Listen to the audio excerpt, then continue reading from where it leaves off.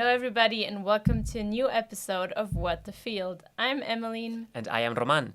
Today we're joined by Kelly Go, co-founder and managing director of Oro Chocolate. In this episode, we would like to hear your story, how you came to found Oro Chocolate, and everything about the world of chocolate and cocoa production in the Philippines. Yeah, sounds great. Happy to be here. Maybe you could start by telling us a bit about yourself. Like, how do you come to be a cocoa producer and produce your own chocolate? What's your story? Sure. Actually, mine was not really a straightforward path. I studied political science in university. And then after that, I really wanted to do something food related. My family is in food, and I've been exposed to the industry my whole life. So I went to culinary school. I went to Le Cordon Bleu for a year to really pursue my passion. And I tried working in the kitchen because I thought that was going to be my future, but I felt like it wasn't really for me. I felt like it wasn't the best use of my skills, especially because I'm actually quite clumsy. So I really wanted to combine my passion for politics and food. And now I say that I'm kind of in the politics of food and making it better. So I founded Auro Chocolate with a best friend of mine. Our passion is really, we wanted to go back to the Philippines. And cacao. We didn't previously have background on it. My mom had actually been starting a project for a couple of years working with cacao farmers. We saw that, and we saw such a great opportunity to focus on quality and really create a premium Filipino chocolate brand. So that was back in 2017. So my co-founder, Mark, he's into branding and advertising, and so we really put our heads together to create Oro, and it's been a wild ride since then because the brand is now 5 years old. Wow, yeah, I can imagine. And what would you say were the main challenges, especially as a young and female entrepreneur, and also as someone starting out in the production of consumer goods, which is quite we know it's quite a difficult area to get, There's a lot of competition out there. To establish yourself. For sure. And to go into food production manufacturing, which is not really the sexiest industry now, right? Everybody's in tech and wants to be in tech. And in many ways, these are kind of more traditional industries. So many challenges. I mean, firstly is that we knew we had the raw potential for amazing quality cacao. And maybe you can go into this a bit more. We have such a history in the Philippines. We have amazing farmers, but there really was not a lot of support and resources going into that. So our first main challenge was, how do we take something that was so raw and turn it into gold? And that's really why we named our company Oro, AU being the chemical symbol of gold, plus the Filipino and Spanish word oro. So we kind of combined the two because we believe we have gold, but we just really need to hunt it, refine it, package it in such a way that people would realize its intrinsic value. So we really worked on the quality. That was really why we took 2 years to set everything up. Primarily was because of really working with the farmers, working on the post-harvest process. Primarily the fermentation took a really long time to get to the quality that we wanted to start with, as well as having to start a manufacturing company from scratch, a factory. It was really not easy because neither of us also had manufacturing background. So we really made a point to gather experts in the field and work with them and their strengths. And then being a female entrepreneur also has its own share of challenges. I mean, I would like to think the industry has progressed a lot, but there's still not a lot of female representation. And I think that, especially in the beginning, being young and female, a lot of people would question me. I mean, I was questioned in an international forum in Singapore. Wow. And was told that I was going to fail in a public forum when I was asking a very simple question, things like that.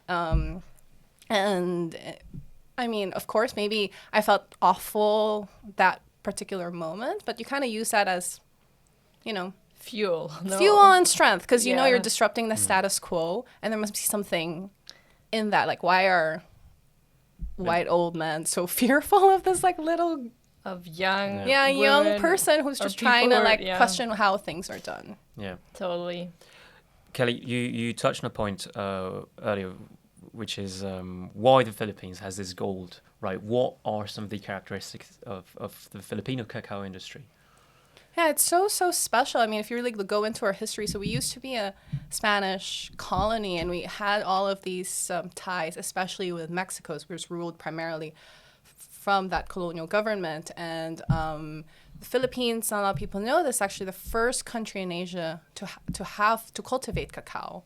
It was brought from through the Manila Acapulco galleon trade as really something so of value, right? And I always say, like, imagine how hard it is to transport cacao at that time. Like, a crop that requires fresh water, how valuable people really must have perceived it to be. I mean, it makes sense because the Mayas, Aztecs used it as like almost as gold, as valuable as gold. The Philippines has had it since the 17th century. We're also one of like very few countries that not only cultivate it, but we also have a cultural practice of consuming it. Mm-hmm.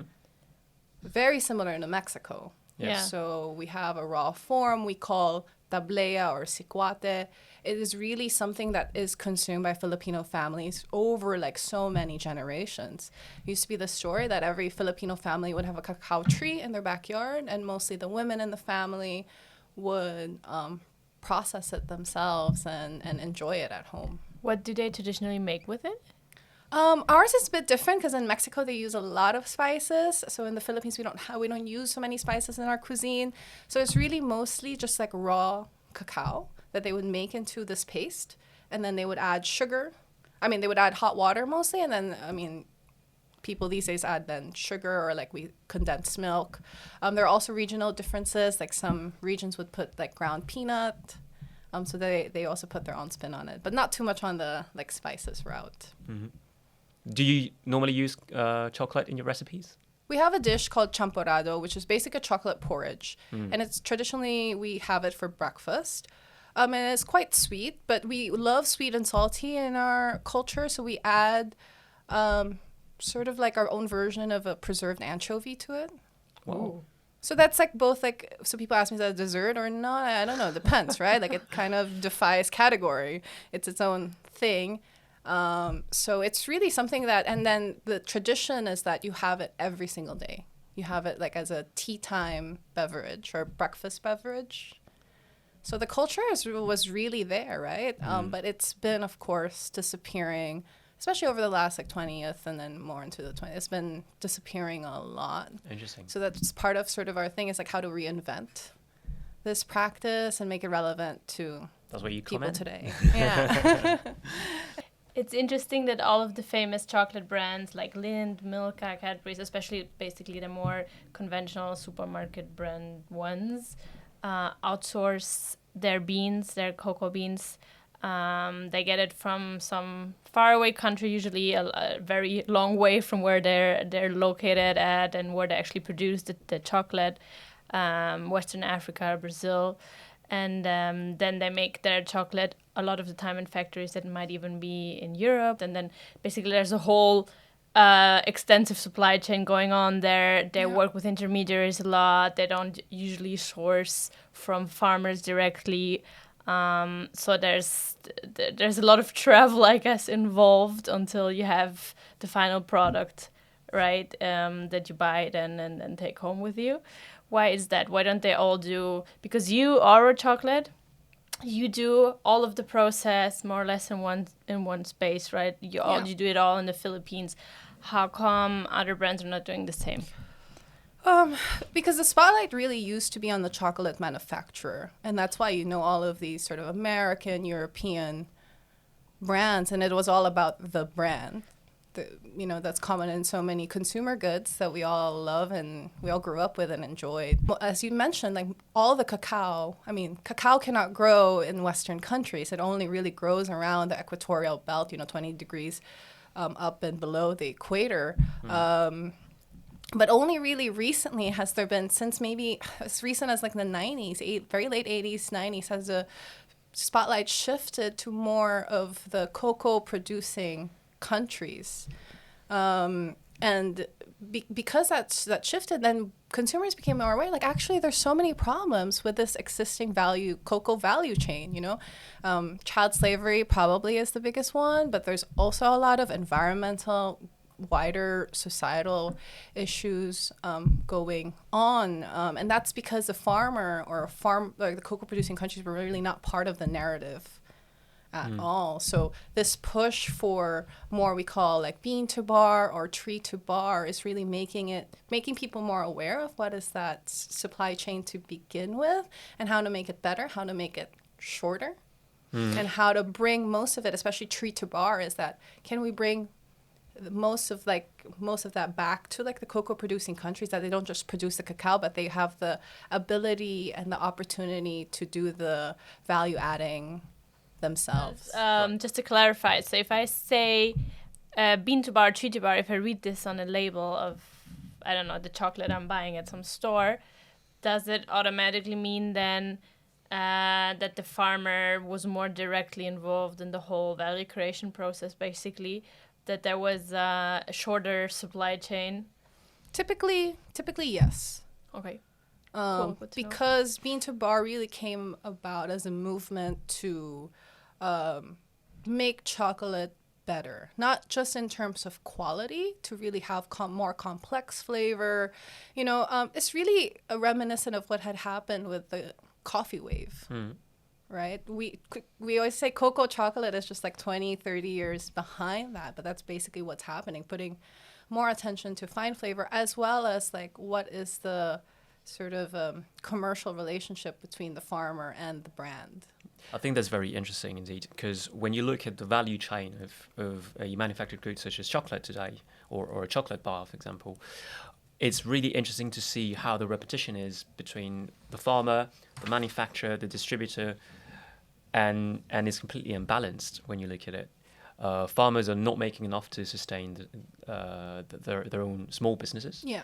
And at the end of the day, it's manufacturers who've got all the power, because they've got the buying power, and they can dictate the prices. So when you're drawing a price, it goes from the consumer to the farmer, and not the other way around, right? Oh, exactly. And in the cocoa industry, it is a huge monopoly, like a cartel. 50%, around, right, of cocoa is produced by manufactured by one company.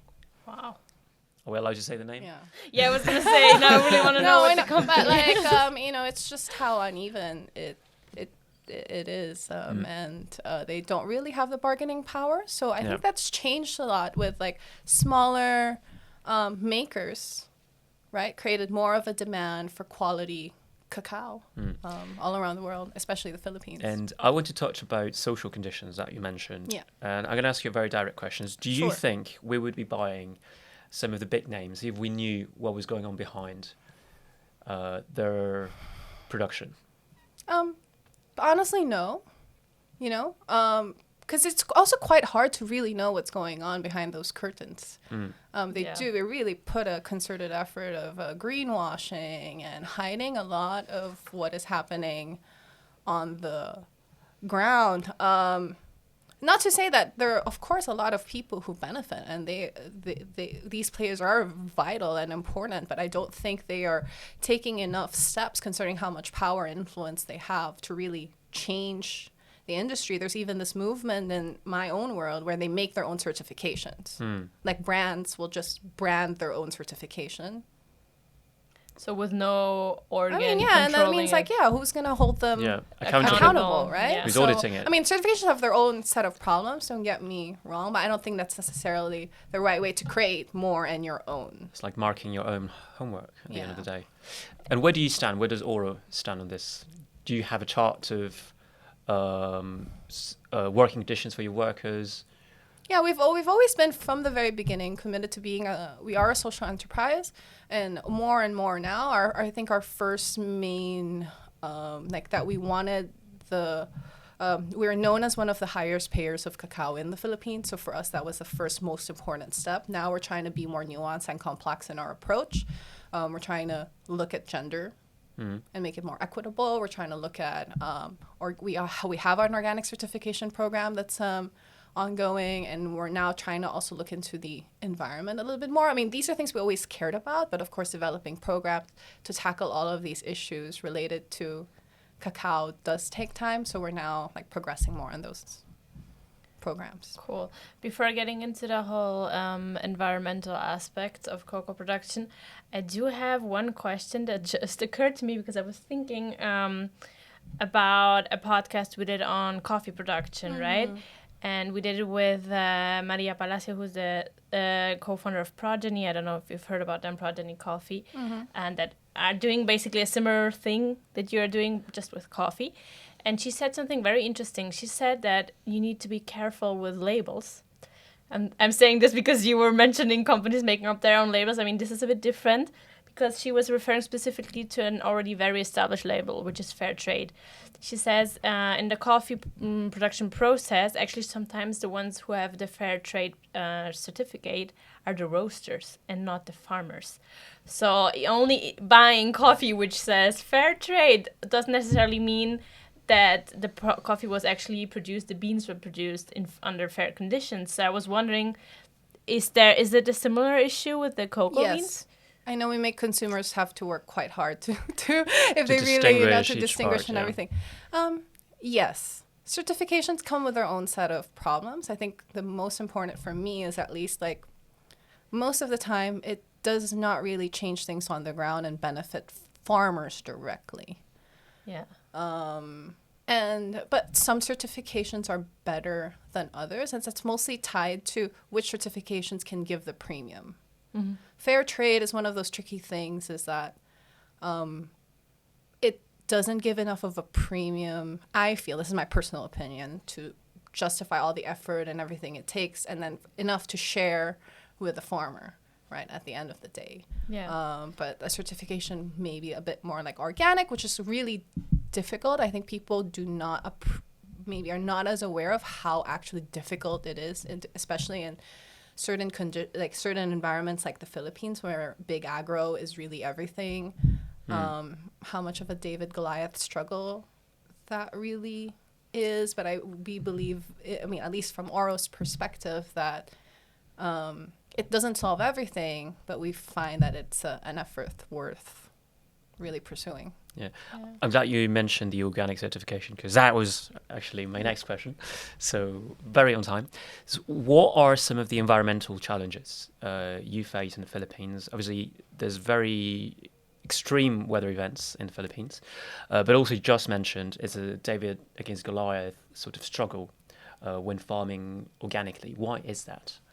So, I mean, the Philippines is, beautiful tropical country, but we are really seeing the effects of climate change. I mean, we have always been a path of super typhoons, and I think we see that happening, unfortunately, more and more often.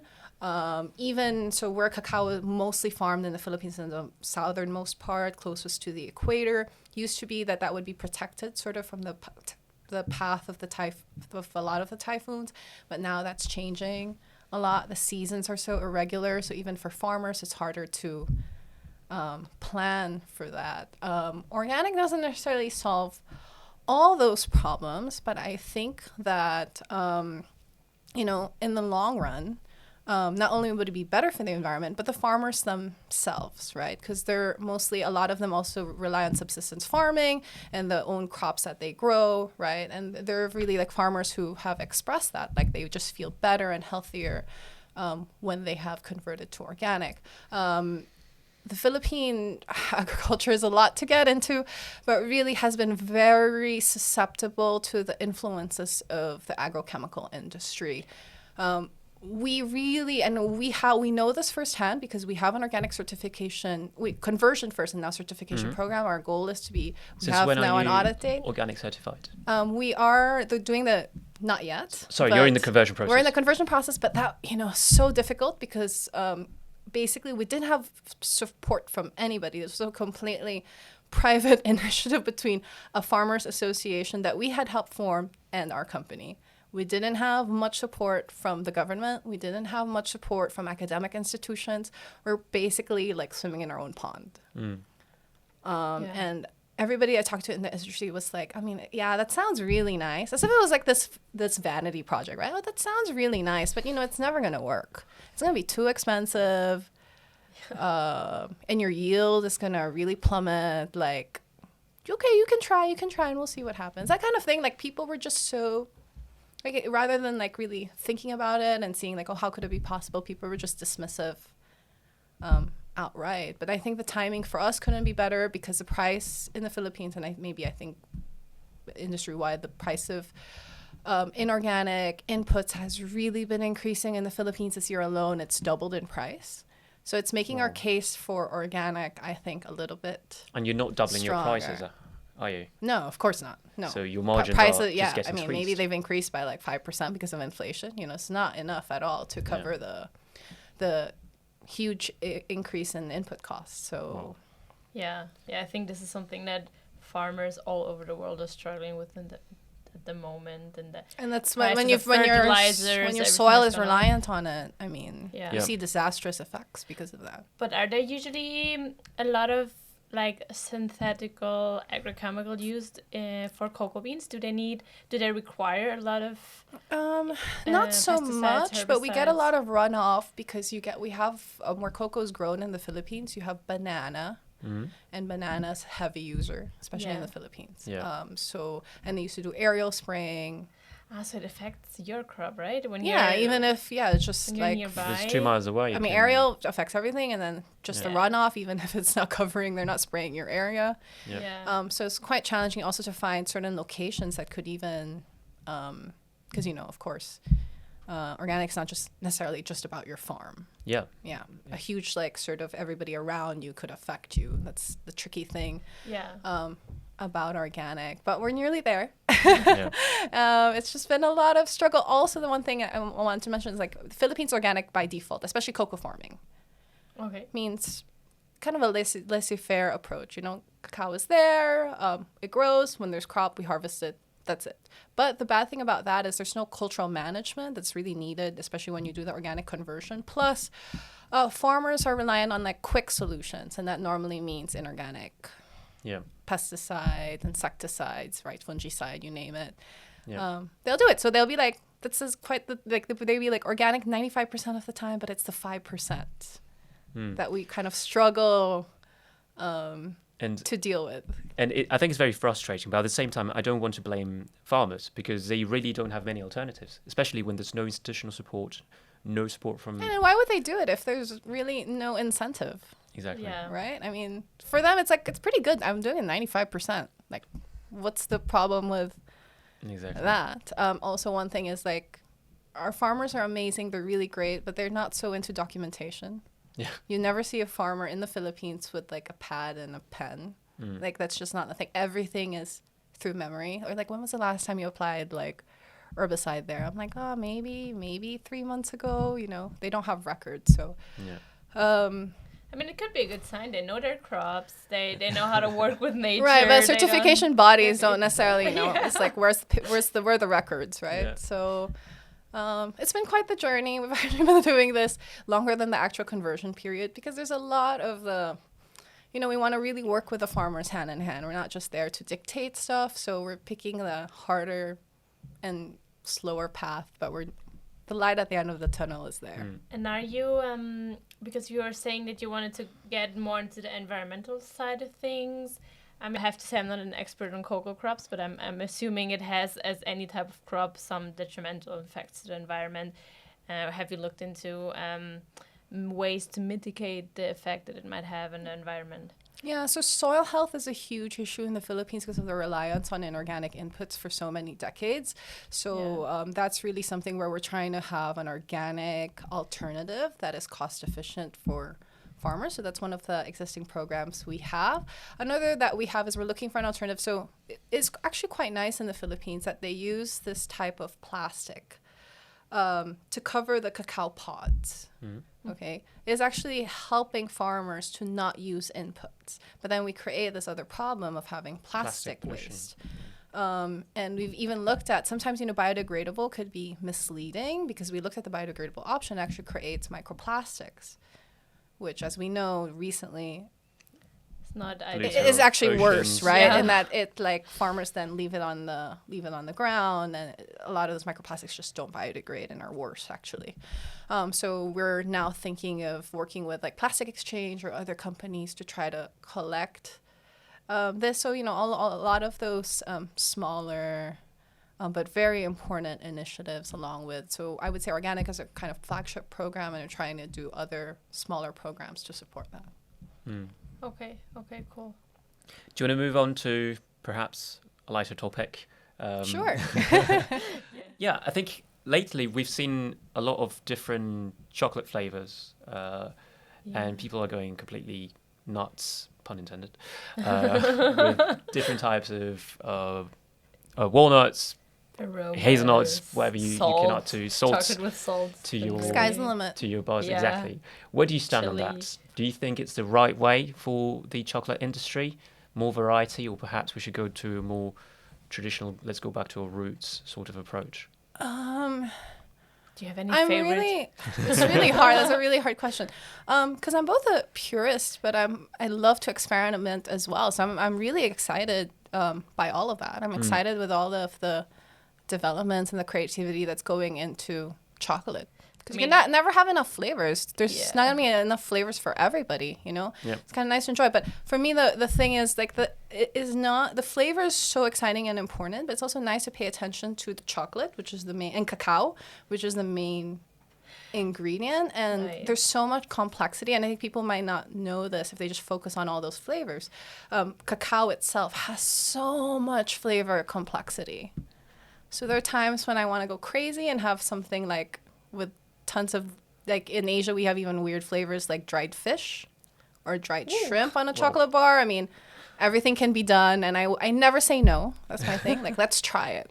It could be like awesome or like horrible, But it's also at the same time, it's nice to really just pay attention to plain chocolates because it lets the cacao sing. Yeah. And then taste the difference of the bean variety. Yes, or and because that the makes you appreciate processing. more like why a bar, let's say from Saloy, Philippines, versus one from Chuao, right? Like, I mean, all of those. Because when you taste them side by side, you're like, okay, I understand. They taste really different from each other. Yeah. And that's I why mean- it's great. There's just so much diversity. You do have the culinary background that probably, I think, probably have a more refined taste. Oh, buds but I than say other chocolate people. tasting is for everyone. I think people get intimidated when they hear tasting. Oh, it's this fancy schmancy thing. But tasting is really like we're all born to taste. That's what I say. I love tasting as well. I do Especially chocolate. chocolate. I do tastings. And my first thing that I tell everybody is like we're all born to do this, and it's actually very simple. And the more you do it, the more you'll enjoy the product. So, Do you think that one of the motivators maybe of adding more ingredients to the chocolate is sometimes also to hide the quality Yes. of the coffee? so the that cocoa is bean? really why vanilla, and a lot of craft chocolate makers really have strong feelings about vanilla. But that's because vanilla has traditionally been used to hide a lot of the defects Right. that are in chocolate. Yeah. That's interesting. Yeah. So my whole rule is like, at least if the base of the chocolate is good, then feel free to add like as many random things that you want, right? But at a very minimum, the chocolate base or the chocolate itself the cacao needs to be good. Can I get a quick temperature check on milk Sure. chocolate? Yeah, love Yay or it. nay? Yeah. Yay. Yay. Yay. Great. Depends on how much cocoa is in it. Okay. Yeah, as long as for me, because the cacao is always the star, then Yeah. higher, I would recommend to look for higher percentage of milk chocolates normally. A little Yeah. bit better. Great. Okay. I love it too. And how do you feel about plant-based chocolate or vegan? Super vegan excited. chocolate? Yeah. Most of the plant-based chocolate, it's not very good for my taste. I feel like it discounts a little bit the chocolate experience, but that's changing a lot in recent years. I have had really amazing plant-based chocolate from many brands, and just like a little shout out is that Oro is launching. We're was gonna launching, be my next question. Yeah, we're actually. launching our own plant-based white and milk chocolate. Ooh. And our goal really for that was that it has to be the best chocolate you've ever had. It so happens to be plant-based too. Whoa. Great. I'm looking forward to trying it. Really. Yeah. Yeah. Dark chocolate is supposedly automatically vegan, right? I have a vegan friend who's always telling me, oh, it's fine if you just buy dark chocolate, it's automatically vegan. Is that true? Mostly true. If it's plain, I would say mostly in Europe, yeah, could be true, but it's not automatically vegan because in Europe you mostly use beet sugar, and I think that that's a clean vegan process. But in other countries where you use cane sugar, cane. Part of some processors use bone char in the bleaching process. So I say not necessarily automatically. Most of the time, yes, but not automatically. Could be not 100%. Depends how clean like vegan. much of a how strict you are Yeah. as a vegan. That's good to know. Yeah, Good to know. but, and I think it's good. There should be more transparency about it. If you're using that process, people should be aware of it. Yeah. Yeah. We're coming back again to the whole supply chain issue Exactly. at the end of the day, right? Yeah, Like I said, consumers have to, they got a lot on their plate, a lot of things to know, Yeah. but that's really important. At least, like, consumers now really are more passionate about what they eat and where it comes much from. more conscious. Yeah. I wanted to ask you, Kelly, about something that you've learned perhaps since you started working in chocolate that has really changed perhaps your approach to life, or perhaps some of the misconceptions there are about the world of chocolate that you would like our viewers, listeners to know about. One thing that we're all kind of brought up to know is like the higher percentage of, that is on a chocolate bar, that means it's going to be better for you. That means it's going to be more bitter and all of those things. And actually, that's really not true. It really depends on the cocoa. So bitterness for cocoa, for example, really varies depending on the variety and depending on so many things of how it's processed. So if you grab, and some people are really proud of this, right? Like, ooh, I only have chocolate that's above 80%. And when you tell me that to me, I'm like, I don't really know that. To me, that means nothing because what? Like, you're just really very bitter,